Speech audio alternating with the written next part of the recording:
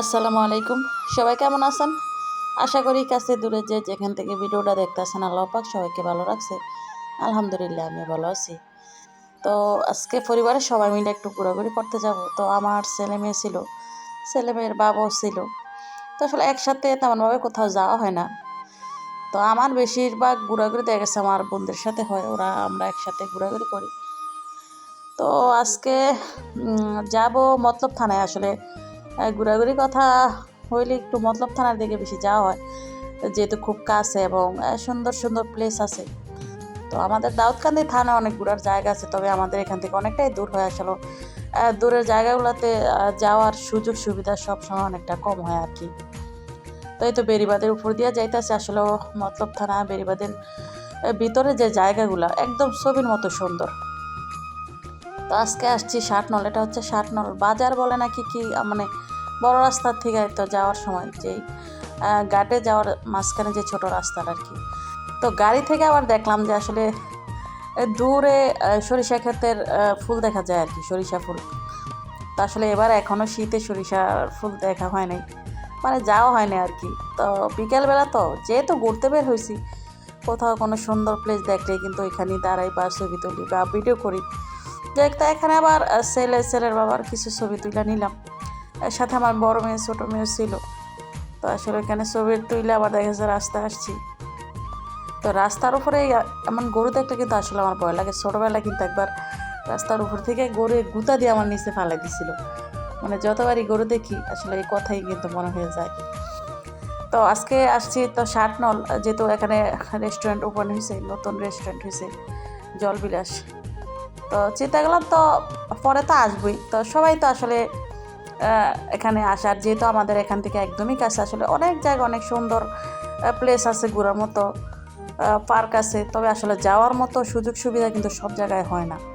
তো জলবিলাস যেহেতু আমাদের একদমই বাড়ির কাছে, মোটামুটি অনেকটাই কাছে আমাদের বাড়ি থেকে, তো খুব সুন্দর করে ওপেন করছে এই জলবিলাস একদম নদীর পাশে মনোরম পরিবেশে।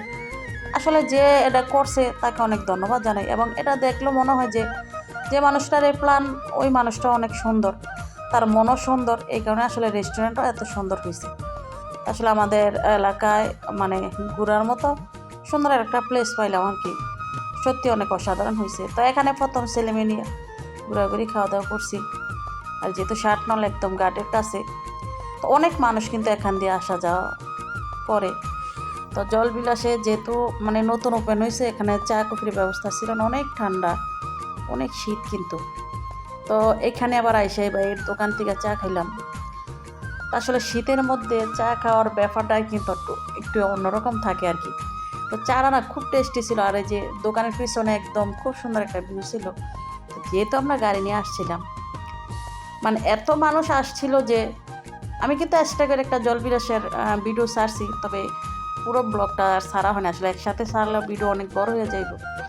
এখানে আবার দেখলাম যে মাছ নিয়ে বসছে, মানে গাড়ি দিয়ে আসার সময়।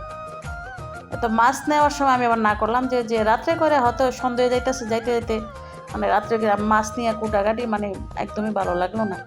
তো আমরা আসার সময় আবার একটু ল্যাংটার দরবারে আসছিলাম, ল্যাংটার মাজারে আর কি। তো এখানে আসছি, আসলে আমাদের সাথে একজন মেমা ছিল ফেনীর। তো ওরা দেখাইতে আমরা এই ল্যাংটার মাজারে আসছিলাম। তো কয়েক মাস আগে আসছিলাম একবার, মানে কয়েক বছর পরে, তবে আজকে আবার আসছি আর কি। যখন আসলাম দেখলাম যে মানে মাগরিবে না আজান হচ্ছে আর কি। তো তেমন একটা সময় দিতে পারিনি, হয়তো বা 5 থেকে 10 মিনিট লেট হয়েছে। তো আমরা আর ভিতরে যাই না, যেহেতু সন্ধ্যা হয়ে গেছিলো। মানে আবার বাড়িতে যাইতে আর অনেক ঠান্ডা, মানে অটো যখন চলে তখন মনে হয় যে এত শীত, মানে অনেক ঠান্ডা হয় আর কি, তখন বাতাসে অনেক ঠান্ডা লাগে। তো আসলে মাজারের ভিতরে মানে এই প্লেসটাতে যে ফুল গাছগুলো লাগাইছে, অনেক বড় বড় গোলাপ ফুলগুলো, আসলে সবচেয়ে বেশি এই জিনিসটা সুন্দর লাগলো। এত সুন্দর জায়গা, এত সুন্দর করে মানে ফুল গাছের বাগান করছিল। তো তো ল্যাংটার মেলা, মানে ল্যাংটার মাজার আর গামছার দোকান থাকবে না সেটা ধরতে না, এমনিতে কিছুই ছিল না, তবে কয়েকটা গামছার দোকান ছিল। তো আজকের ঘোরাঘুরি এতটুকুই। তো ধন্যবাদ সবাইকে, আল্লাহ হাফেজ।